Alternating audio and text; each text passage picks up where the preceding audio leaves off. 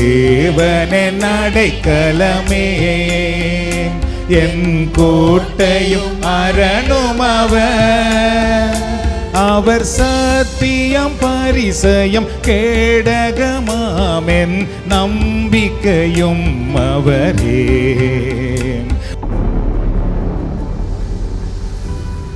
உம்மை போற்றுகின்றோம், உம்மை புகழுகின்றோம், நன்றி கூறுகின்றோம்.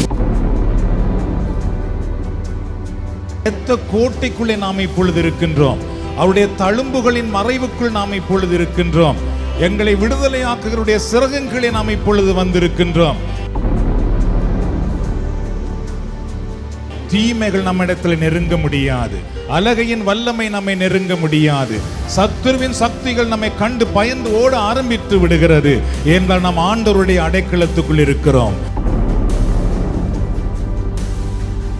நோய்கள் இப்பொழுது குணமடைவதாக, கட்டுக்கள் இப்பொழுது கட்டவிழ்க்கப்படுவதாக, தீய சக்திகள் இப்பொழுது விரண்டு ஓடுவதாக, ஆண்டவருடைய கரம் உங்களோடு இருப்பதாக. This is the time you receive your deliverance, your healing, your miracle, my friends.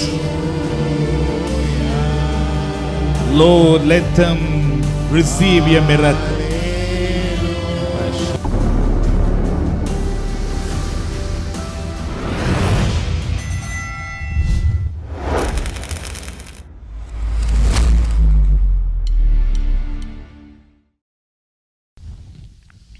பல ஆண்டுகளுக்கு முன்பு அமெரிக்காவிலேருந்து கனடாவுக்கு நான் வரும்பொழுது, அமெரிக்காவில் தான் நான் கனடாவுக்கு வந்தேன். வரும்பொழுது என்னை அமெரிக்காவில் இருக்கிற காவல்துறையினர் ஆக்களை கடத்துகிறேன் என்ற பெயரில் என்னை கைது செய்தார்கள். கைது செய்து ஒரு நாள் சிறையில் வைத்திருந்தார்கள். அடுத்த நாள் இமிக்ரேஷனுக்கு என்னை அழைத்து கொண்டு வரும்பொழுது ஒரு அடிமையை போல கொண்டு வந்தார்கள். 2 கையையும் கட்டியிருந்தார்கள் சங்கிலியினாலே, காலை 2ஐயும் சங்கிலியினால் கட்டினார்கள். ஒரு அடிதான் எடுத்து வைக்கக்கூடிய அளவு வைத்து கட்டினார்கள். இடுப்பிலே ஒரு சங்கிலியை கட்டி என்னுடைய இந்த 2 கையையும் அந்த இடுப்பிலே உள்ள சங்கிலியிலே விலங்கிட்டு கொண்டார்கள். நான் கொண்டு வந்த சூக்கஸையும் அப்படியே தூக்கி தருவார்கள். அந்த கையில் வைத்துக்கொண்டு இமிக்ரேஷனுக்கு என்னை அடுத்த நாள் அழைத்து கொண்டு வந்தார்கள். கொண்டு வரும்பொழுது எல்லாரும், வீதியில் உள்ளவர்கள் காரில் இறக்கி வரும்பொழுது எல்லாரும் பார்க்கிறார்கள். இமிக்ரேஷனில் கொண்டு போய் என்னை இருத்தினார்கள். இருத்தின பின்பு அந்த நான் இருந்த கதிரையினுடைய காலுக்கும் என்னுடைய காலுக்கும் மீண்டும் ஒரு விலங்கு போட்டு அதையும் போட்டு வைத்தார்கள். வைத்துட்டு 2 போலீஸ் அதிகாரிகள் சொன்னார்கள், வாஷ்ரூம் எதுவும் போகிறேன்டா எங்களை கூப்பிடலாம் அப்படின்ட்டு கொஞ்சம் தள்ளி நின்றார்கள். இப்போ சற்று நேரம் அமைதியாக இருந்தேன். நானும் செபித்து பார்த்தேன். ஒரு சபமும் வராமல் இருந்தது. என்றால் திருப்பி அனுப்பிவிட்டால் இலங்கைக்கு போனால், அந்த காலத்தில் இலங்கைக்கு போன உடனே அந்த இலங்கையிலே அரசாங்கம் எங்களை கைது செய்து சிறையில் வைப்பார்களே தவிர வீட்டுக்கு விட மாட்டார்கள். ஆகவே நான் மீண்டும் ஸ்ரீலங்காவுக்கு போகிறேன்னா அப்படின்ட்டு ஒரு பயம் ஒரு பக்கம். செபிக்கலாம் என்று பார்க்குறேன், செபிக்க முடியவில்லை. பரலோகத்தில் இருக்கிற எங்கள் தந்தை என்ற சுகத்தையாவது சொல்லலாம் என்று பார்க்குறேன், அது கூட வருதில்லை. என்றால் அவ்வளவு பயம், அச்சம். அப்படி இருக்கும் பொழுது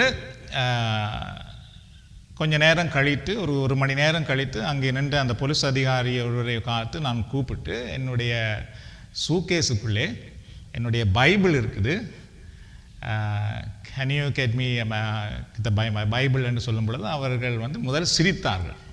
என்றால் என்னை அவர்கள் கைது செய்திருக்கிறதே ஒரு ஆக்களை கடத்துகிறேன் என்று. அப்போ அவர் சிரித்து விட்டு மற்ற போலீஸ் அதிகாரிடத்திலே போய் அவர் சொன்னார். 2 பேரும் சிரித்தார்கள். பக்கத்தில் அந்த நேரம் எங்களுக்கு வழியாக விளங்காது ஆங்கிலமும் அவர்கள் என்னவோ சொல்லி நகைத்தார்கள். அதுக்கு பின்பு சூக்கேஸை திறந்து பைபிளை எடுத்தார்கள். எடுத்து கொண்டு என்னிடத்தில் என்ன கேட்டார்கள் என்றால், இது பைபிள் தான் என்று எங்களுக்கு எப்படி தெரியும் என்றால், அது தமிழ் பைபிள் தானே. அப்போ அதில் ஒன்றும் இங்கிலீஷில் இல்லை. அப்போ நான் அந்த அட்டையில் இருந்த குருசை மட்டும் காட்டினேன். அதையும் அவர்கள் பார்த்து சிரித்தார்கள். சிரித்து விட்டு கொஞ்ச நேரம் இருந்து அதை கொண்டு வைத்து பார்த்தார்கள், கதைத்தார்கள். அதுக்கு பின்பு என்னிடத்திலே கொண்டு கொடுத்தார்கள். அப்போ நான் அந்த கதிரையில் இருந்து அட்லீஸ்ட் பைபிளையாவது வாசிப்போம் அப்படின்ட்டு வாசிக்கிறேன். இமிக்ரேஷன் தொடர்ந்து என்ன ஆட்கள் நிறைய பேர் இருக்கிறார்கள். வாசித்து கொண்டு இருக்கும் பொழுது ஒரு கொஞ்ச நேரத்தாலே பார்த்தீர்கள் என்றால், அந்த இமிக்ரேஷன் ஆஃபீஸரில் ஒரு கேர்ள் அவர்கள் எழும்பி என்னிடத்தில் என்ன கேட்டார்கள் என்றால், I you reading Bible? Yes. And அதுக்கப்புறம் ஐ யூ கிறிஸ்டியன்? எஸ் என்று சொன்னேன். அப்போ அவர் சொன்னாங்கன்னா, சரி உனக்கு எதுவும் தேவைன்னா என்னிடத்தில் சொல்லு அப்படின்ட்டு அவர்கள் போய் அமர்ந்தார்கள். இன்னொரு கொஞ்ச நேரத்தாலே வந்து அவர்கள் என்ன கேட்டார்கள் என்றால், நீ எங்கே போகிறாய்? நான் கனடாவுக்கு போகிறேன். சரி, கனடாவில் யார் இருக்கிறது? என்னுடைய அண்ணன் ஒரு ஆள் இருக்கிறார். சரி அப்படின்னு திருப்பி போய் இருந்தார்கள். அதுக்கு பிறகு கொஞ்ச நேரத்தாலே அவர்கள் வந்து என்ன சொன்னார்கள் என்றால், நீ ஒன்றுக்கும் பயப்படாதே, எப்படியாவது இன்றைக்கு நான் உன்னை கனடாவுக்கு அனுப்பிவிட்டு தான் நான் வீட்டுக்கு போவேன் அப்படின்னு சொன்னார்கள். அதுக்கு பின்பு ஒரு கொஞ்சம் நேரம் ஆயிட்டு 4 மணி ஆயிட்டு. 4 மணிக்கு எல்லாம் க்ளோஸ் பண்ணி எல்லாரும் எழுந்து போகிறார்கள். ஆனால் அவர்கள் மட்டும் வேலை செய்து கொண்டே இருந்தார்கள். அவர்கள் சொன்னார்கள், பயப்படாதே, நான் இன்றைக்கு எப்படியும் உன்னை கனடாவுக்கு அனுப்புவேன் அப்படி என்று எல்லாம் முடித்து 5 மணிக்கு சரியாக எல்லா வேலையும் முடித்து என்னை வெளியிலே கொண்டு வந்து கை குலுக்கி God bless you அப்படின்னு சொல்லி என்னை அனுப்பி விட்டார்கள். அப்போ நான் இங்கே வந்துட்டேன். நான் வரும் பொழுது நான் என்ன நினைத்தேன் என்றால், நான் வந்து அந்த இடத்திலே சிறைப்பட்டு போயிருந்த நேரத்திலும் என்னை எது விடுதலை ஆக்கியதென்றால், கடவுளுடைய வார்த்தை தான் என்னை விடுதலை ஆக்கியது என்றால், நான் எவ்வளவு சொல்லியும் அவர்களால் புரிந்து கொள்ள முடியாமல் போனாலும், எப்பொழுது இறை வார்த்தை என் கையிலே வந்ததோ அப்பொழுது ஒரு சிலர் நகைத்தாலும் ஆண்டவர் அங்கு இன்னொருவரை வைத்து அதன் மூலமாக என்னை விடுதலை ஆக்கினாரே அப்படின்ட்டு இறைவனுக்கு நன்றி கூறினேன். அந்த நன்றி கூறும் பொழுதுதான் தூய ஆவியானவர் எனக்கு ஒன்றை உணர்த்தினார். மகனே, இறை வார்த்தை உன்னோடு இருக்கும் பொழுது எந்த சிறை கதவினாலும் உன்னை அடைத்து வைத்திருக்க முடியாது, எந்த சங்கிலிகளாலும் உன்னை கட்டி வைத்திருக்க முடியாது என்றால் கடவுளுடைய வார்த்தை வல்லமை உள்ளது என்றதை அவர் எனக்கு உணர்த்தினார். அதுபோல் அன்பானவர்களே, நீங்கள் கேட்கிற இறை வார்த்தை சாதாரண மனிதர்களுடைய வார்த்தை அல்ல, அது கடவுளுடைய வார்த்தை. அந்த வார்த்தையில் நீங்கள் நம்பிக்கை வைப்பீர்கள் என்றால், அந்த வார்த்தைக்கு உங்களை அர்ப்பணிப்பீர்கள் என்றால், அந்த வார்த்தை உங்களை சகல விடுதலையோடும் வழி நடத்துகிறதாக இருக்கிறது. So tonight we are going to meditate on lean on the cross of Christ. கிறிஸ்துவின் சிலுவையை துணையாக கொண்டிருங்கள் அப்படின்ட்டு நாங்கள் தமிழில் சொல்லலாம். கிறிஸ்துவின் சிலுவை மீது அந்த லீன் என்று வரும்பொழுது சாய்ந்து கொள்ளுங்கள் அப்படின்றதை விட கிறிஸ்துவின் சிலுவையை துணையாக கொண்டிருங்கள் என்ற தலைப்பில் தான் இன்றைக்கு நாம் பார்க்க போகிறோம். Saint Anthony of Padua, one he said, Christians must lean on the cross of Christ just as travelers lean on the staff when they begin a long journey. புனித அந்தோனியார் என்ன சொன்னார் என்றால், ஒரு நீண்ட பயணத்தை தொடங்கும் போது பயணிகள் ஒரு தடியை அல்லது ஒரு கோலை துணையாக வைத்திருப்பது போல் கிறிஸ்தவர்கள் கிறிஸ்துவின் சிலுவையை துணையாக கொண்டிருக்க வேண்டும் அப்படி என்று புனித அந்தோனியார் கூறினார். ஒவ்வொரு கிறிஸ்தவர்களும் தங்கள் வாழ்க்கையிலே ஆண்டவராக இயேசு கிறிஸ்துவின் சிலுவையை அவர்கள் துணையாக கொண்டிருக்க வேண்டும் என்று. In the olden days, people would often traveled with a staff for various needs. இந்த பழைய நாட்களில் பார்த்தீர்கள் என்றால், மக்கள் தூர பயணம் செல்லும் பொழுது கட்டாயமாக கையிலே ஒரு தடி, ஒரு கோல் ஒன்றை வைத்துக் கொண்டுதான் அவர்கள் பயணம் செய்வார்கள். அதனால தான் புனித அந்தோனியார் சொல்லுகிறார், நீண்ட பயணம் செல்கிறவர்கள் ஒரு தடியை வைத்திருப்பது போல கிறிஸ்தவர்கள் சிலுவையை வைத்திருக்க வேண்டும் என்று. So they carried a staff for protection against animals and protection against thieves sometimes. அவர்கள் அந்த தடியை, அந்த கோலை வைத்து பயணமாகுவதற்கு என்ன காரணம் என்றால், முதலாவது பார்த்தீங்கன்றால் அவர்களை எதிர்த்து சில மிருகங்கள் வருமாக இருந்தால், என்றால் நீண்ட பயணம் அந்த நாட்களிலே இப்பொழுது இருப்பது போல அல்ல. அப்படி வந்தால் அவர்கள் அதை வைத்துத்தான் போராடுவார்கள் அந்த மிருகங்களோடு. அது மட்டுமல்ல, கள்வர்கள் அந்த நாட்களில் வந்து வழிப்போக்கர்கள் வழி பயணம் செய்கிறவர்களை சூறையாடுவது வழமையாகவே இருக்கும். ஆகவே அதிலிருந்து கூட அவர்கள் அந்த தடியினாலே தான் தங்களை பாதுகாத்து கொள்வார்கள். They also carry a staff to help maintain their balance during long journeys because of uneven landscape. அந்த காலங்களில் இப்பொழுது இருப்பது போல பாதைகள் எல்லாம் சமமாக இருக்காது. எல்லாம் மேடு பள்ளம், ஒரு கரடு முரடாக இருக்கும். ஆகவே அவர்கள் அதனால் பயணம் செய்யும் பொழுது அந்த தடியை வைத்துத்தான் அவர்கள் ஊண்டி தாண்டி ஏறி போவதற்கு கட்டாயமாக எல்லோரும் ஒரு தடியை வைத்திருப்பது வழக்கமாகும். So similarly in your life journey, it is essential to lean on the cross of Christ, my friends. அதுபோல தான் பார்த்தீர்கள் என்றால் நாம் எல்லோரும் எங்களுடைய வாழ்க்கை பயணத்திலே எப்பொழுதுமே நாங்கள் ஆண்டவராக இயேசு கிறிஸ்துவின் சிலுவையை துணையாக வைத்திருக்க வேண்டியது மிக மிக அவசியமாகும். When you lean on the cross of Christ, Christ becomes your staff. நானும் நீங்களும் எப்பொழுது ஆண்டவராக இயேசு கிறிஸ்துவின் சிலுவையை துணையாக கொண்டிருக்கின்றோமோ அப்பொழுது என்ன நடக்கிறது என்றால் ஆண்டவராக இயேசு கிறிஸ்து நமக்கு ஒரு கோலாக ஒரு தடியாக மாறிவிடுகிறார். அன்பானவர்களே, வெறும் சும்மா ஒரு சிலுவையை நாம் வைத்திருப்பதல்ல, நாம் அதை உணர்ந்தவர்களாக நம்முடைய வாழ்க்கையிலே வாழுவோமாக இருந்தால் இயேசு நமக்கு ஒரு தடியாக ஒரு கோலாக நம்முடைய வாழ்க்கையிலே மாறி நம்மை வழி நடத்துகிறவராக இருக்கிறார். Christ becomes your strength in your life journey. உங்களுடைய வாழ்க்கை பயணத்திலே ஆண்டவராக இயேசு கிறிஸ்துவே உங்களுக்கு பெலனாக மாறிவிடுகிறார். எவ்வாறு அன்றைக்கு அவர்கள் தடியை கொண்டு ஊன்றி நடப்பார்களோ அதுபோல இயேசு நமக்கு பெலமாக வருவார். Christ becomes your power. ஆண்டவராக இயேசு கிறிஸ்து உங்களுக்கு ஒரு வல்லமை உள்ளவராக மாறி விடுவார். அதுக்கு பின்பு நீங்கள் ஒரு தனிமையை பயத்தை உணர்வதற்கு பதிலாக என் ஆண்டவர் என்னோடு இருக்கிறார் என்ற ஒரு உணர்வு உங்களுக்கு வர ஆரம்பித்து விடும். Not only that, Christ becomes your protector. உங்களை பாதுகாக்கிறவராக அவர் மாறிவிடுவார். and your fighter. அது மட்டுமல்லாமல் அவர் உங்களுக்காக போராடுகிறவராக மாறிவிடுவார். அன்பானவர்களே, என்றால் நம்முடைய வாழ்க்கை பயணத்திலே பலவிதமான தீமைகள் நம்மை நெருங்கி வருகிறது, பல பிரச்சனைகள் நம்மை எதிர்த்து வருகிறது, எத்தனையோ விதமான காரியங்கள் நம்மை தாக்குகிறது. அப்ப இந்த வாழ்க்கை பயணத்திலே நாங்கள் பாதுகாப்போடு மன அமைதியோடு சமாதானத்தோடு ஒவ்வொரு நாளையும் கழிக்க வேண்டும் என்றால் நாம் எல்லோருக்கும் ஒரு பாதுகாப்பு வேண்டும். ஆகவே Christ become your protector, your fighter. Psalm 4 verse 1 says, when I was in distress, you set me free. திருப்பாடல்கள் அல்லது சங்கீதம் 4:1 சங்கீதக்காரன் என்ன சொல்லுகிறார் பாருங்கள், எல்லாரும் சேர்ந்து வாசிப்போம். நான் நெருக்கடியில் இருந்த பொழுது நீர் எனக்கு துணை புரிந்தீர் என்று சங்கீதக்காரர் சொல்லுகிறார். அன்பானவர்களே, பல முறை நமக்கு நெருக்கடிகள் வருகிறது, அப்பொழுது நமக்கு ஒரு துணை வேண்டும். அப்ப சங்கீதக்காரர் என்ன சொல்கிறார், நான் நெருக்கப்படும் பொழுது நெருக்கடியில் இருந்த பொழுது ஆண்டவரே நீர் எனக்கு துணை புரிந்தீரே அப்படி என்று சொல்லுகிறார். So in your life journey you may face various distresses. உங்களுடைய பயணத்திலே நீங்கள் பலவிதமான நெருக்கடிகளை நீங்கள் சந்திக்கலாம். You may face financial difficulties. சில நேரத்திலே உங்கள் வாழ்க்கை பயணத்திலே பொருளாதார பிரச்சனை நீங்கள் சந்திக்கலாம். You may face health issues. உங்களுடைய உடல் நிலையை பற்றிதான பிரச்சனை நீங்கள் சந்திக்கலாம். You may face any other obstacles. பலவிதமான இதை தாண்டி பல தடைகளை கூட பல பிரச்சனைகளை நீங்கள் சந்திக்கலாம்.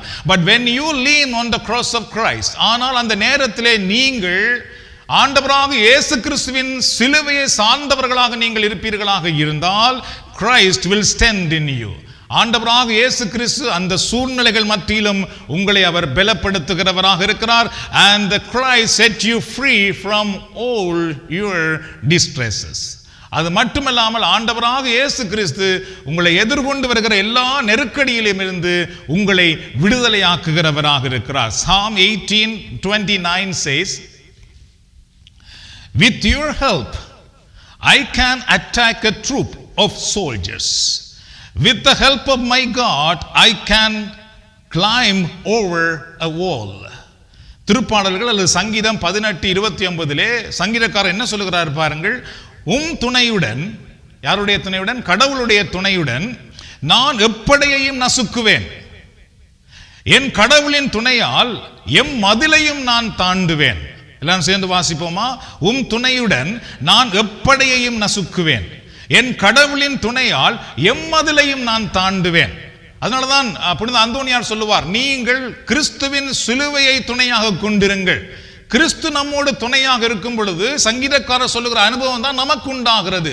எந்த மதிலையும் நம்மால் தாண்ட முடிகிறது, எந்த படையோடு நாம் எதிர்த்து போராடுகிற வலிமை நமக்கு கிடைத்து விடுகிறது. அன்பானவர்களே, with the power of the cross of Christ You can fight with the troop of soldiers. ஆண்டவராக இயேசு கிறிஸ்துவின் சிலுவையின் வல்லமையினால் உங்களால் எந்த பெரிய படையோடும் நீங்கள் போராட முடியும் என்பானவர்களே. With the power of the cross of Christ, you can fight with the forces of evil. எல்லா தீமையின் சக்தியோடும் ஆண்டவராக இயேசு கிறிஸ்துவின் சிலுவையின் வல்லமையினால் உங்களால் போராட முடியும். ஏனென்றால் இயேசு சிலுவையிலே வெற்றி கொண்டிருக்கின்றார். அந்த சிலுவையின் வல்லமையோடு நாம் வாழ்வோமாக இருந்தால், எங்களை எதிர்த்து எத்தனை தீய சக்திகள் எதிர்த்து வந்தாலும் நம்மால் போராட முடியும், நாம் அதை வெற்றி கொள்ள முடியும். என்றால் அது நம்மை வெற்றி கொள்ள முடியாது. சிலுவையின் வல்லமை நம்மோடு இருக்கிறது. You can resist the power of darkness and witchcraft. அது மட்டுமல்ல, செய்வினைகள், சூனியங்கள், மந்திரங்கள் போன்ற தீய சக்தியையும் எல்லா விதமான இருளின் வல்லமையையும் உங்களால் திரட்ட முடியும் என்பானவர்களே. இயேசு சொன்னார், என் நாமத்தினால் நீங்கள் பேய்களை ஓட்டுவீர்கள் என்று. அப்ப கிறிஸ்தவர்களாகிய நாங்கள் பேய்களை ஓட்டுவதற்காக அழைக்கப்பட்டவர்களே தவிர பேய்களினால் ஆட்கொள்ளப்படுவதற்கு அழைக்கப்படவில்லை. திருமுழுக்கு பெற்றிருக்கிறோம் என்றால், ஆண்டவராக இயேசு கிறிஸ்துவின் தந்தை, மகன், தூய ஆவியின் பெயரால் நாம் பெற்றிருக்கிறோம் என்றால், நாம் கிறிஸ்துவுக்குள் வாழுவோமாக இருந்தால் உங்களால் தீய சக்தியை ஓட்ட முடியும். உங்களை பார்க்கும் பொழுது தீய வல்லமைகள் நடுங்க ஆரம்பித்து விடும். Also, with the power of the cross of Christ, you can overcome the walls of storms. புயல் என்கிற எல்லா விதமான மதில்களையும் உங்களால் தாண்டி வர முடியும் என்பானவர்களே. ஆண்டவராக இயேசு கிறிஸ்துவின் சிலுவையின் வல்லமை உங்களுக்கு இருக்குமாக இருந்தால். ஏனென்றால் சங்கீதக்காரர் அதுதான் சொன்னார், ஆண்டவருடைய வல்லமையினால் நான் எந்த மதிலையும் தாண்டி போவேன். எந்த மதிலும் உங்களை தடுத்து நிறுத்த முடியாது. அது எவ்வளவு பெரிய பலம் வாய்ந்த மதிலாக இருக்கட்டும். அன்றைக்கு எரிகோ மதில் பார்த்தீர்கள் என்றால் அவ்வளவு பெரிய மதிலாக இருந்ததாம். 3 குதிரை வண்டிகள் ஒரே நேரத்தில் போகக்கூடிய அளவு பெரிய அகலமா இருந்ததாம். அது ஒரு துதியினால் இடிந்து விழுந்தது என்று பார்க்கிறோம். அல்லேலூயா. அதுபோல நீங்களும் நானும் ஆண்டவராக இயேசு கிறிஸ்துவின் சிலுவையின் வல்லமைக்குள் இருப்போம் என்றால், எவ்வளவு பெரிய பலம் வாய்ந்த மதில்கள் எங்களுக்கு எதிராக இருந்தாலும் அதை தாண்டி செல்லுகிற வலிமையை ஆண்டவர் நமக்கு கொடுக்கிறவராக இருக்கின்றார். People are bound by Satan many times. Why? பல முறைகளிலே மக்கள் தீய சக்தியின் வல்லமையினால் கட்டப்படுகிறார்கள். ஏன்? Because they don't lean on the cross of Christ. ஏனென்றால் அவர்கள் கிறிஸ்துவின் சிலுவையின் வல்லமையிலே சார்ந்திருப்பதில்லை. கிறிஸ்துவின் சிலுவையின் வல்லமையை துணையாக கொண்டிருப்பதில்லை. Saint Mother Teresa once said, some people come into our life as blessings. Some come in our life as lessons. புனித அன்னை தெரேசா என்ன சொன்னார்கள் என்றால், சிலர் நம் வாழ்வில் ஆசீர்வாதமாக வருகிறார்கள், சிலர் நம் வாழ்க்கையில் படிப்பினைகளாக வருகிறார்கள் என்று சொன்னார்கள். So psalmist is your lessons. சங்கீதக்காரன் பார்த்தீர்கள் என்றால் எங்களுடைய ஒரு படிப்பினை. But Christ is your blessing. ஆனால் இயேசு கிறிஸ்து உங்களுடைய ஆசீர்வாதமாக நமக்கு இருக்கின்றார். ஆகவே திருப்பாடல் ஆசிரியரிடத்திலிருந்து ஒன்றை நாம் கற்றுக்கொள்கிறோம்.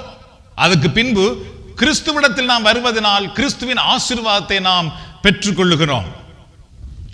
Don't lean on worldly knowledge and money, my friends. தயவு செய்து இந்த உலக அறிவிலும் செல்வத்திலும் நீங்கள் ஒருபோதும் தங்கி இருக்காதீர்கள். அதை மட்டும் துணையாக கொண்டிருக்காதீர்கள். Don't lean on people and your career.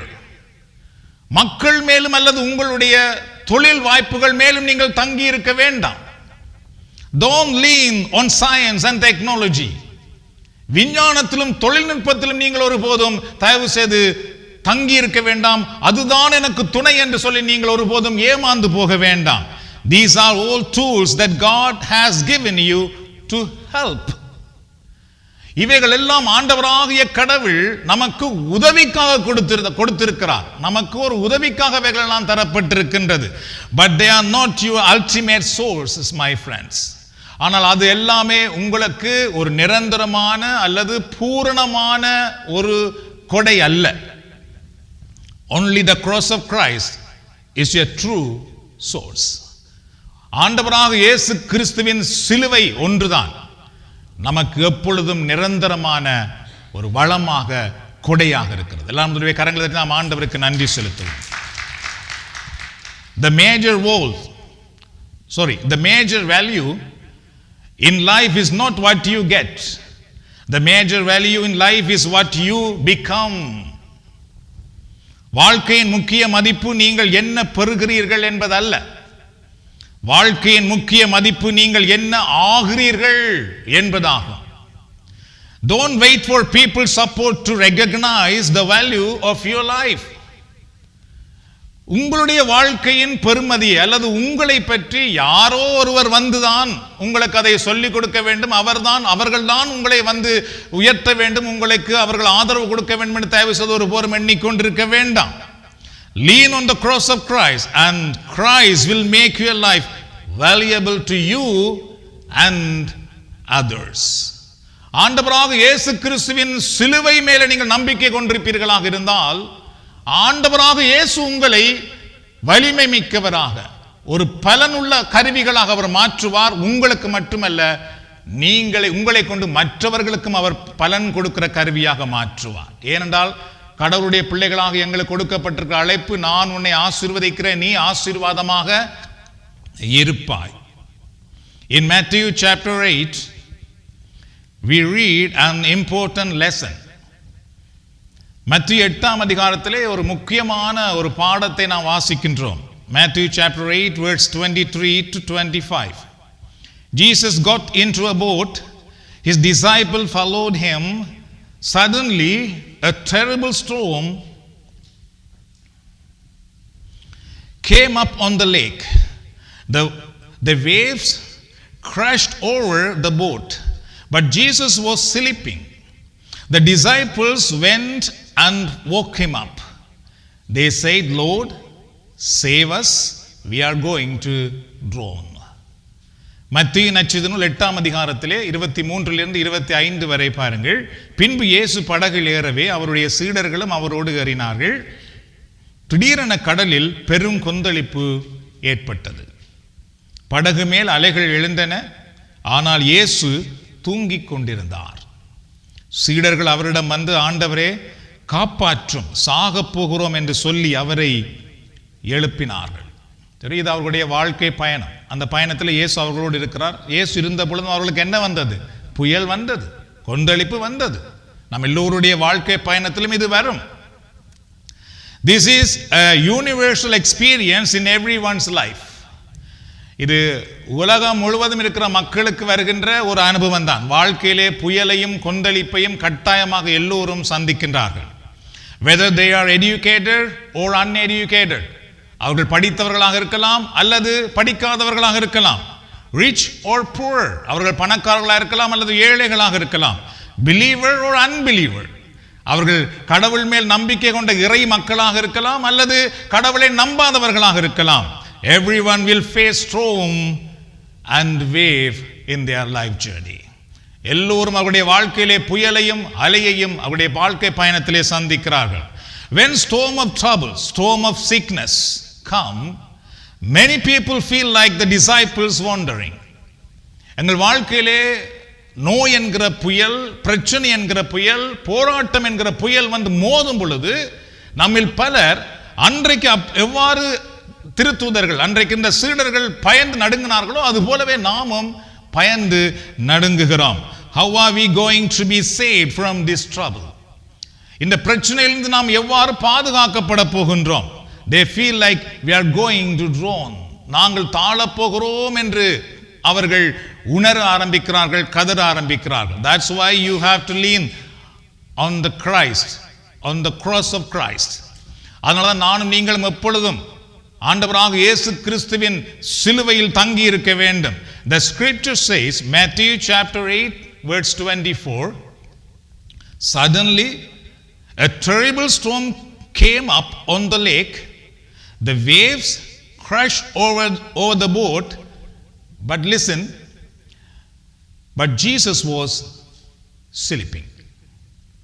மத்தேயு 8ஆம் அதிகாரத்தில் 23 to 25 எல்லாரும் சேர்ந்து வாசிப்போம். பின்பு இயேசு படகில் ஏறவே அவருடைய சீடர்கள் அவரோடு ஏறினார்கள். வாசிப்போம். திடீரென கடலில் பெருங்கொந்தளிப்பு ஏற்பட்டது, படகு மேல் அலைகள் எழுந்தன, ஆனால் இயேசு தூங்கிக் கொண்டிருந்தார். அதான் நீங்கள் கவனிக்க வேண்டும், அதான் நீங்கள் குறித்தும் வைக்க வேண்டும். பைபிளில் வீட்டை போயிட்டு திறந்து பாருங்கோ, நான் அதை கீறி வைத்திருக்கிறேன். Jesus was sleeping is a good lesson for us. Many times we let Jesus sleep. பல முறை பார்த்துட்டால் நாங்கள் இயேசுவை தூங்க விடுகிறோம் அன்பானவர்களே. பல முறைகளில் நாம் இயேசுவை தூங்க விட்டுட்டு நாம் தான் வாழ்க்கையை நடத்தி கொண்டிருக்கின்றோம். We don't pray to Jesus. We don't worship Jesus. We don't read his words. And many times, many Christians, நிறைய முறைகளிலே நிறைய கிறிஸ்தவர்கள் பார்த்து கண்டால் இயேசுவை நோக்கி ஜெபிக்கிறதில்லை, இயேசுவை ஆராதனை செய்வதில்லை, இயேசுவின் வார்த்தைகளை படிப்பதில்லை. எத்தனையோ கிறிஸ்தவருடைய வீட்டிலே இறை வார்த்தையே இல்லை, இறை வார்த்தை தொடர்ந்து படிக்கிற பழக்கமே இல்லை. இயேசுவிடத்திலே ஆண்டவரே இயேசுவே உம்மை போற்றுகிறேன், உம்மை துதிக்கிறேன் பாருங்கள், அப்படி ஜெபிக்க தெரியாது நமக்கு. நான் இந்த புது வாழ்விலே வந்த பின்புதான் அப்படி ஜெபிக்கவே கற்றுக்கொண்டேன். அது வரைக்கும் ஒவ்வொரு நாளும் திருப்பலியிலே பங்கு பெற்றினேன், திருப்பலியிலே வாசகம் வாசித்திருக்கிறேன், மன்றாட்டு வாசித்திருக்கிறேன். ஆனால் இறை தந்தையை நோக்கி ஜெபிக்க தெரியாத ஒரு ஊமையாக இருந்தனே தவிர வாய் திறந்து ஜெபிக்கிறவனாக நான் இருக்கவில்லை. எனக்கு ஜெபிக்க தெரியாமல் இருந்தது. 17 வயதிலே உலகத்திலே தான் நான் கதைக்கிறவனாக இருந்தேனே தவிர ஆண்டோர் முன்னிலையிலே நான் ஊமையாக தான் இருந்தேன். எனக்கு ஜெபிக்க தெரியாதே, தந்தை அப்பா என்று கூப்பிட தெரியாதே. அப்ப நான் யாரு? ஊமை தானே நான். என் ஆண்டவரே உம்மை போற்றுகிறேன், என் இயேசுவே உம்மை போற்றுகிறேன் பாருங்கள், எனக்கு துதிக்க தெரியவில்லை. அதுபோல எத்தனையோ பேர் 80-90 வயதிலும் ஊமையா இருக்கிறார்கள். அப்படி ஊமையாகவே இரண்டு நமக்கு சில நேரம் பழக்கப்படுகிறது. அதனால்தான் பரிசுத்த ஆவியானவர் நம்மை ஒன்று கூட்டுகிறார், நம் வாயை திறப்பதற்காக, இறை தந்தையோடு நம்மை தொடர்புபடுத்துவதற்காக. அன்றைக்கு இயேசு எவ்வாறு படகுல நெத்திரை கொண்டு கொண்டிருந்தாரோ அதுபோல இன்றைக்கு எத்தனையோ கிறிஸ்தவ குடும்பங்களில் இயேசு நெத்திரை தான் கொண்டு கொண்டிருக்கிறார். அவரோடு நாம் யாரும் பேசாமல் போய்விடுகிறோம் அன்பானவர்களே. அதனாலே இந்த பாடத்தை தயவு செய்து கற்றுக்கொள்ளுங்கள். இயேசு நெத்திரையில் இருப்பார் என்றால் உங்கள் குடும்பத்திலே புயல் வீசிக்கொண்டுதான் இருக்கும், உங்கள் வாழ்க்கையிலே புயல் வீசிக்கொண்டுதான் இருக்கும், அலைகள் வந்து மோதிக்கொண்டுதான் இருக்கும். ஏனென்றால் இயேசு உங்கள் குடும்பத்திலே உங்கள் வாழ்க்கையிலே நெத்திரையாக இருக்கின்றார். Many Christians have pictures and statues of Christ, but do they truly have relationship with the Savior? பல குடும்பங்களை பார்த்தீர்கள் என்றால் எங்கு பார்த்தாலும் நிறைய படங்கள் இருக்கிறது, சுரூபங்கள் எல்லாம் வைத்திருக்கிறோம். நல்ல பழக்கம், அது ஒரு நல்ல டிசிப்ளின். நாங்கள் கிறிஸ்தவர்களுடைய வீட்டிலே அவைகள் இருப்பது, அது ஒரு புனித அடையாளங்கள் இருப்பது எல்லாம் நல்ல விடயம். ஆனால் நம் ஆண்டவராகிய கடவுளோடு இயேசுவோடு நமக்கு உறவு இருக்கிறதா? அது மிக முக்கியம். இயேசு சொன்னார், நானே வாழ்வாக இருக்கிறேன், வழியாக இருக்கிறேன் என்று. தெரியும், அவர் ஒரு சுரூபம் அல்ல, அவர் ஆவியாக நம்மோடு கூட வாழ்ந்து கொண்டிருக்கிறார். அவரோடு நமக்கு தொடர்பு இருக்க வேண்டும். இல்லை என்றால் நாம் கிறிஸ்தவர்கள் என்று நம்மை சொல்லிக் கொள்ளக் கூடாது. கிறிஸ்துவோடைய தொடர்பில்லாதவர்கள் எவ்வாறு கிறிஸ்தவர்கள் என்று சொல்ல முடியும்? Don't let Jesus sleep in your home, my friends. Have relationship with Jesus Christ every moment. ஆண்டவராக இயேசு கிறிஸ்துவை உறங்க விட வேண்டாம். ஒவ்வொரு கணப்பொழுதும் அவரோடு நீங்கள் உறவு வைத்துக் கொள்ளுங்கள். Sing to Jesus regularly. ஒவ்வொரு நாளும் இயேசுவை நோக்கி பாட ஆரம்பியுங்கள். பாடுங்கள் இயேசு கிறிஸ்துவின் பாடலை உங்கள் இல்லங்களிலே. என்ன மிக முக்கியம், நாம் என்னென்னவோ பாடெல்லாம் பாடி இருக்கிறோம் ஒரு காலத்திலே, அது போதும். அதனால நமக்கு என்ன வந்தது? அந்த பாடலே பாடுகிறவர்கள் இறுதியில் என்ன முடிப்பார்கள் தெரியுமா? எங்கே நிம்மதி, அங்கே எனக்கு ஒரு இடம் வேணும், அல்லது அங்கே கொண்டு போன எங்க, அவர்களுக்கே நிம்மதி எங்க இருக்குன்னு தெரியவில்லை. இயேசு சொன்னார், நான் தான் உனக்கு நிம்மதி, நான் தான் உனக்கு வாழ்வு என்று சொன்னாரே. அவரை பாடுவோம், அந்த இயேசுவை. Praise Jesus continually. ஒவ்வொரு நாளும் ஆண்டவராக இயேசுவை துதிக்க ஆரம்பியுங்கள் உங்கள் வீட்டுக்குள்ளே. என்றால் துதிக்க ஆரம்பிக்கும் பொழுது அந்த வீட்டுக்குள்ளே ஆண்டவருடைய பிரசன்னமே வரும். வெறும் கவலைப்பட்டு கொண்டு மட்டும் இருக்க வேண்டாம், அழுது கொண்டு மட்டும் இருக்க வேண்டாம், சண்டை பிடித்துக் கொண்டு மட்டும் இருக்க வேண்டாம். வீட்டிலே ஒவ்வொரு கணவன் மனைவி பெற்றோர்கள் ஆண்டவரை துதிக்க ஆரம்பியுங்கள். என்றால் அது மிக முக்கியமாகும் எங்கள் வாழ்க்கை பயணத்திலே. Every day renew your faith in Jesus. ஒவ்வொரு நாளும் ஆண்டவராக இயேசு கிறிஸ்துவுக்குள் உங்கள் விசுவாசத்தை புதுப்பித்துக் கொள்ளுங்கள். How? Read the Holy Bible. எவ்வாறு? இறைவார்த்தையை நீங்கள் வாசிக்க வாசிக்க அந்த விசுவாசம் எங்களுக்குள்ளே உருவாகிறது. Matthew chapter 8 verse 25. The disciple went and woke him up. சீடர்கள் இயேசுவிடம் வந்து அவரை எழுப்பினார்கள் என்று நாம் பார்க்கிறோம். அது ஒரு நல்ல ஒரு விடயம். இயேசுவை எழுப்பினார்கள். So you have to notice, the disciple went to Jesus. தெரியும், அந்த சீடர்கள் இயேசுவிடத்திலே வந்தார்கள். அதான் அவர்கள் எடுத்த ஒரு வெற்றி படி. அப்ப இன்றைக்கு இதிலே பங்கு பெறுகிற நாம் எல்லோரும் எடுக்க வேண்டிய ஒரு முக்கியமான வெற்றி படி என்னவென்றால், இயேசுவிடத்திலே நாம் வர வேண்டும். புயலையும் கொந்தளிப்பையும் பார்த்து பயந்து கொண்டிருக்க வேண்டாம். ஏன்னா அதனால் உங்களை இன்னும் வேதனைப்படுத்த முடியுமே தவிர அமைதிப்படுத்த முடியாது. ஆனால் இயேசுவிடத்திலே வர வேண்டும். நாம் முதல்ல அவரிடத்திலே வருவோம் என்றால் அவரால் தான் மிகுதியை பார்க்க முடியும். My friends, come to Jesus and woke him up for your healing, for your deliverance, for your peace, for your blessings. ஆண்டவராக இயேசு கிறிஸ்துவிடத்திலே வந்து அவரை எழுப்புங்கள். உங்களுடைய சுகத்துக்காக, உங்களுடைய நல்வாழ்வுக்காக, உங்களுடைய சமாதானத்துக்காக, உங்களுடைய விடுதலைக்காக இயேசுவை நாம் எழுப்ப வேண்டும். என்றால் அவர் வந்ததை அதுக்காகத்தான் இந்த உலகத்துக்கு வந்தார். சிலுவையில் எதற்காக மரித்தார்? அவரை பார்த்து அழுவதற்காக அல்ல, அதன் வழியாக நாம் விடுதலை பெறுவதற்காக, சுகம் பெறுவதற்காக, நல்வாழ்வு பெறுவதற்காக. ஆகவே நம்முடைய சுகத்துக்காக நாம் தான் இயேசுவை எழுப்ப வேண்டும். நம்முடைய நிம்மதிக்காக நாம் தான் இயேசுவை குடும்பத்தில் எழுப்ப வேண்டும். நம் நல்வாழ்வுக்காக நாம் தான் இயேசுவை குடும்பத்தில் எழுப்ப வேண்டும் என்பானவர்களே. Call on Jesus to have mercy on me. ஆண்டவரே இயேசுவே என் மேல் இரக்கமாயிரும் என்று இயேசுவை நோக்கி கூப்பிட ஆரம்பியுங்கள். Call on Jesus, have mercy on me, on my family and on my children. என் குடும்பத்தின் மேலும் என் பிள்ளைகள் மேலும் ஆண்டவராக இயேசுவே நீர் இரக்கமாயிரும். Pray to Jesus because he is only your Lord and Savior. ஆண்டவராக இயேசு கிறிஸ்துவை நோக்கிய மன்றாடுங்கள் என்றால் அவர் ஒருவர் தான் உங்களுடைய மீட்பரும் ஆண்டவருமாக இருக்கிறார். கரங்களை தட்டி ஆண்டவருக்கு நன்றி செலுத்துவோமா? ஆண்டவராக இயேசு கிறிஸ்து ஒருவரான எங்களுடைய ஆண்டவரும் மீட்பருமாக இருக்கிறார். Jesus died for you on the cross, my friends. ஆண்டவராக இயேசு கிறிஸ்து உங்களுக்காக எங்களுக்காக தான் சிலுவையிலே மரித்தார். Jesus sacrificed himself for your redemption, for your new birth. ஆண்டவராக இயேசு ஏன் சிலுவையிலே மரித்தார்? எங்களுடைய விடுதலைக்காக, எங்களுடைய புது வாழ்வுக்காக அவர் மரித்தார். அப்ப நாம் அந்த மீட்புக்குள் வரவில்லை, அந்த புது வாழ்வுக்குள் வரவில்லை என்றால் அந்த கிறிஸ்துவின் மரணத்தை நாம் இன்னும் அனுபவிக்கவில்லை, அந்த உயிர்ப்பை நாம் அனுபவிக்கவில்லை என்பதுதான் அர்த்தமாகும். Jesus took all your iniquities, sickness and punishment on him on the cross.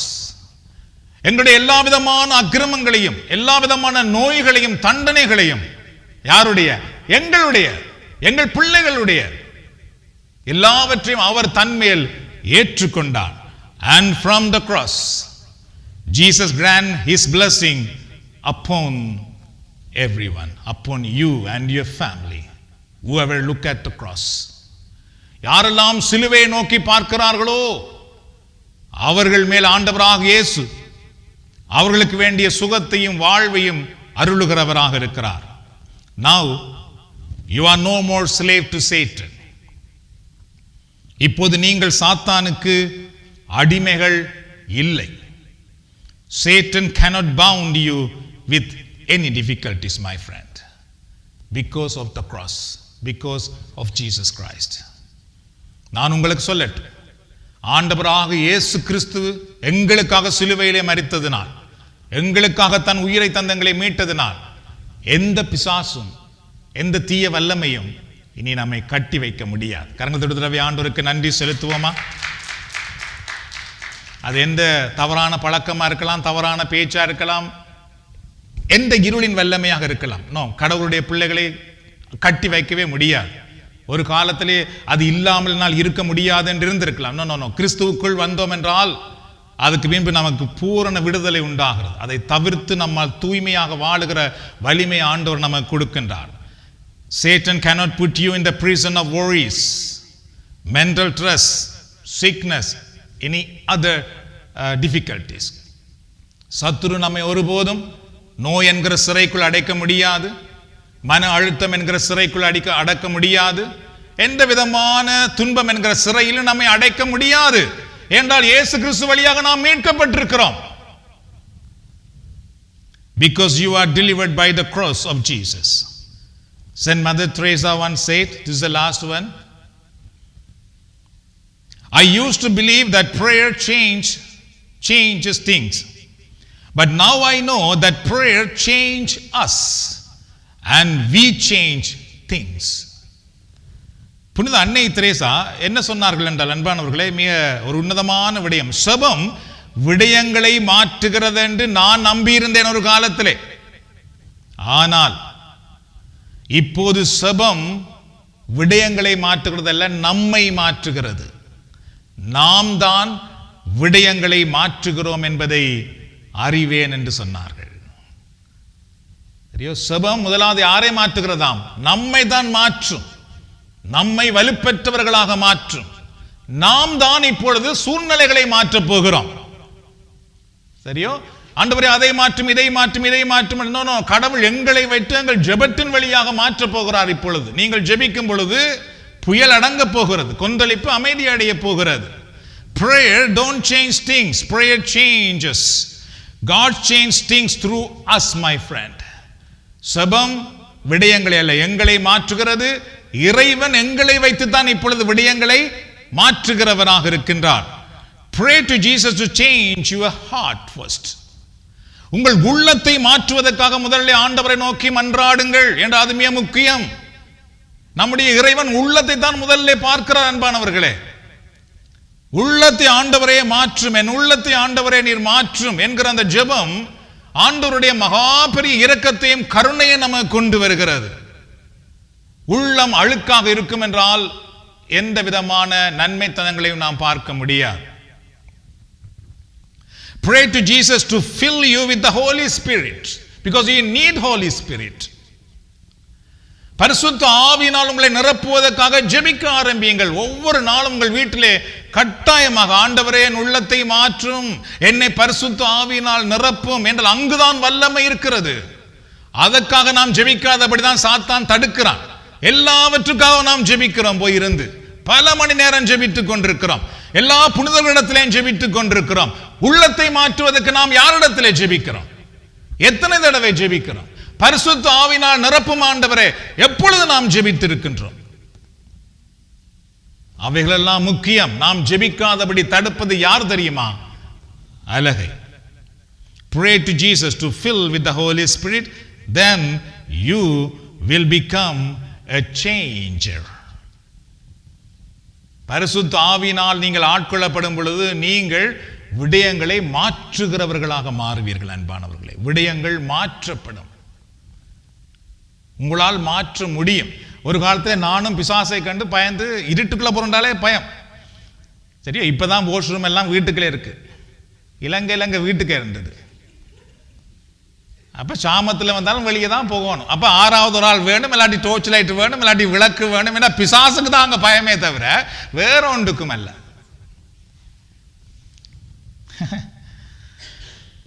ஆனா இன்றைக்கு பிசாசங்களை கண்டு நடுங்குது, நந்து பயப்படுது. ஒரு வீட்டுக்கு போகிறேன், அங்கேயே கத்துக்கிறார்கள், நீ வெளியே போ, உள்ளே வரக்கூடாது அப்படியாண்டு. என்ன செபிக்கவே ஆரம்பிக்கவில்லை. காரணம் என்ன? நாம் ஒரு காலத்தில் அலகையின் கட்டுக்குள் இருந்தோம். ஆனால் ஆண்டவர் இயேசு நம்மை விடயங்களை மாற்றுகிறவர்களாக உருவாக்க விரும்புகின்றார். So pray to Jesus to fill with the Holy Spirit. With the power of the cross, you can transform all your negative into positive. With the power of the cross, you can turn your sorrow into happiness. சிலுவையின் வல்லமையினால், இயேசு கிறிஸ்துவின் வல்லமையினால் உங்கள் துன்பத்தை சந்தோஷமாக மாற்ற முடியும். உங்கள் இருளை வெளிச்சமாக மாற்ற முடியும். When Jesus woke up, the wind and waves were completely calm. ஐயோ, இயேசு விழித்தெழுந்த பின்பு என்ன நடந்ததாம்? மலையும் புயலும் அமைதி அடைந்தது என்று பார்க்கிறோம். பார்த்தீர்களா? அதற்காக தான் இயேசு நம் குடும்பத்தில் வர வேண்டும். This is what you will see in your life when you lean on Christ. இயேசுவின் மேல் நீங்கள் சாய்ந்திருக்கும் பொழுது, துணையாக கொண்டிருக்கும் பொழுது, இதை தான் நீங்களும் நாமும் காண்போம். நம்ம எதிர்த்து இதுவரைக்கும் வீசிக்கொண்டிருந்த புயல் அடங்கும், கொந்தளிப்பு அடங்கும். Lean on the cross of Christ and you can overcome any obstacle that comes in your path. உங்கள் வழியிலே வருகிற எல்லா தடைகளையும் நீங்கள் தாண்டி செல்ல முடியும், இயேசு கிறிஸ்து உங்களோடு இருக்கும் பொழுது. God bless you and your family. ஆண்டவர் உங்களையும் உங்கள் குடும்பத்தையும் ஆசீர்வதிப்பாராக.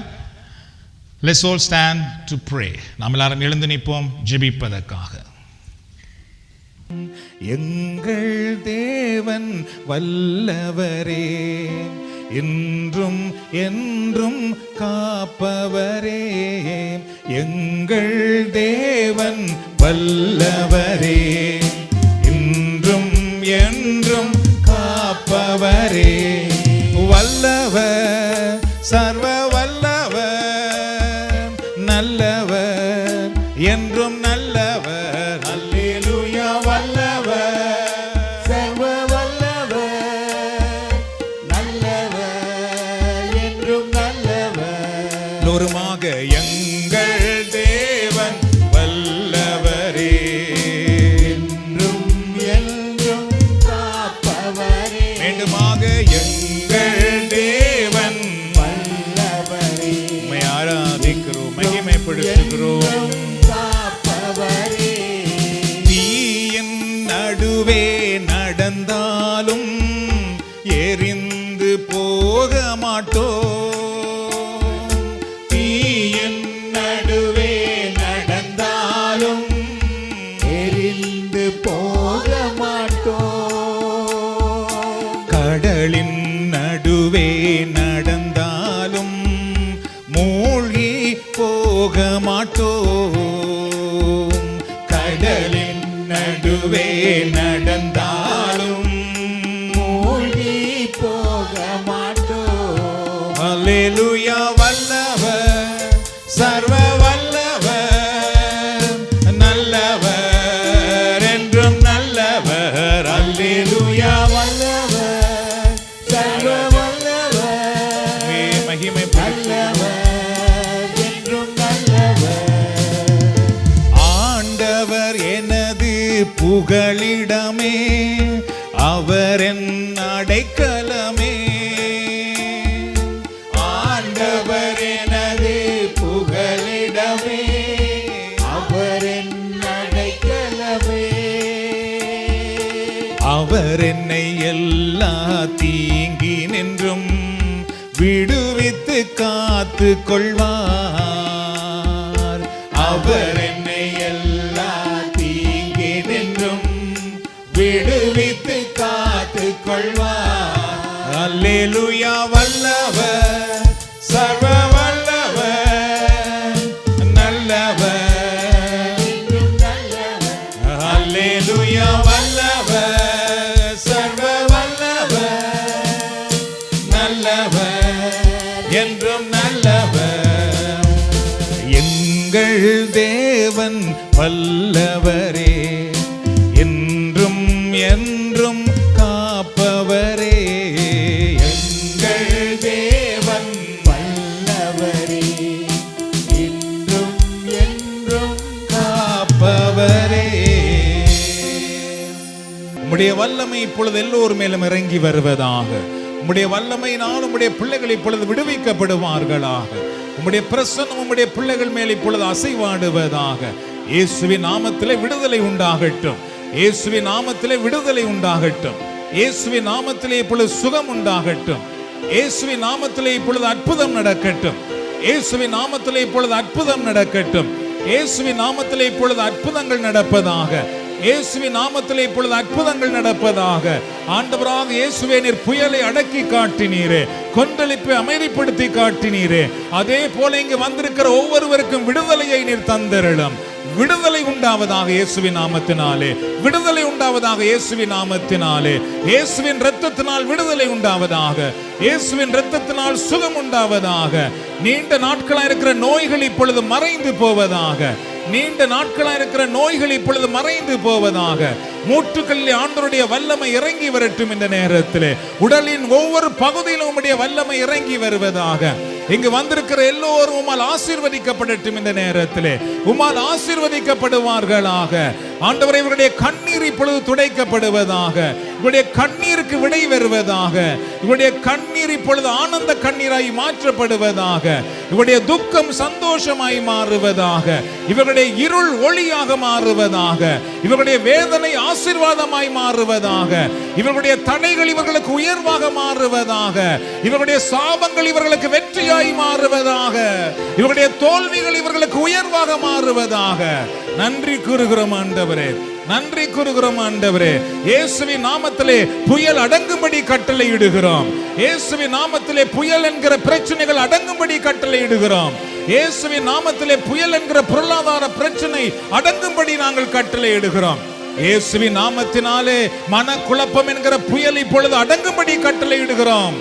இயேசுவின் நாமத்தினால் அனைத்து தீய சக்திகளும் வெளியேறும்படி கட்டளை இடுகிறோம்.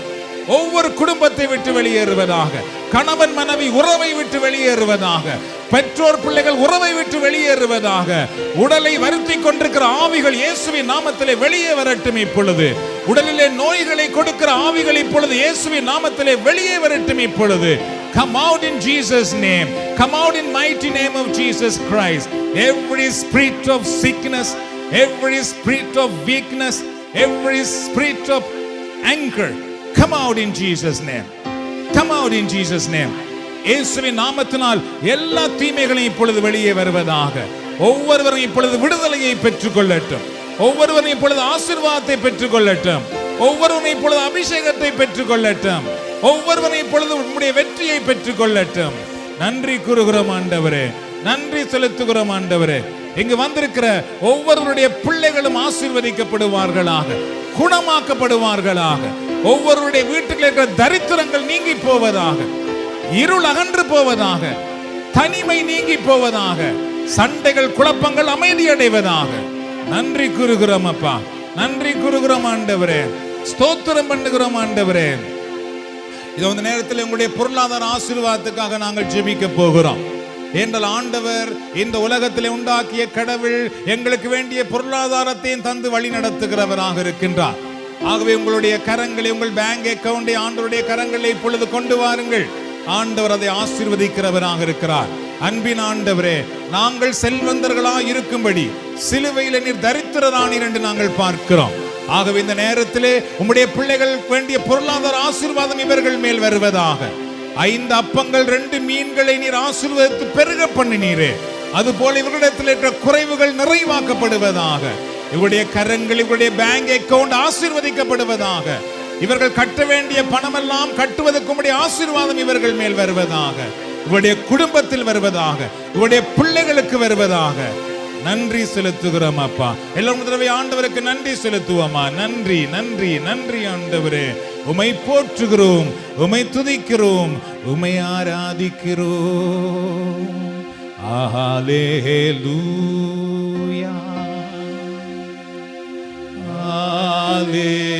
ஹல்லேலூயா, ஹல்லேலூயா,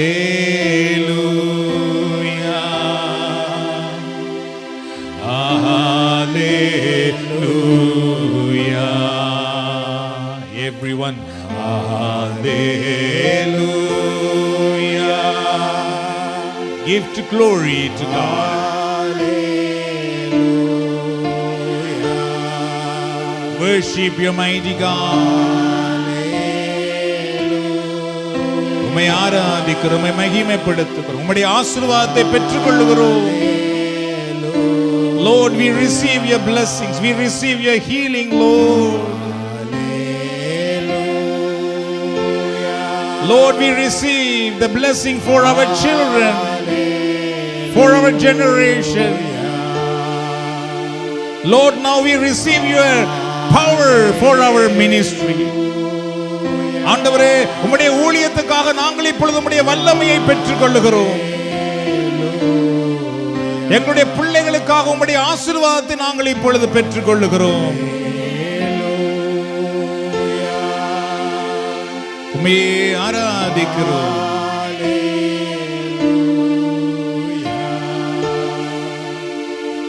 ஹalleluya,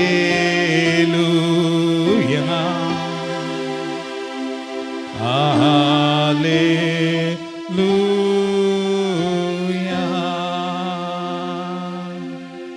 நன்றி என்று சொல்லுகிறோம் நாதா, நாவாலே துதிக்கிறோம் நாதா. உமக்கு நன்றி என்று சொல்லுகிறோம் நாதா, நாவாலே துதிக்கிறோம் நாதா. நன்றி இயேசு ராஜா, நன்றி இயேசு ராஜா. உமக்கு நன்றி இயேசு ராஜா, நன்றி இயேசு ராஜா. புது வாழ்வு தந்தீரே நன்றி ராஜா, புது வாழ்வு தந்தீரே நன்றி ராஜா.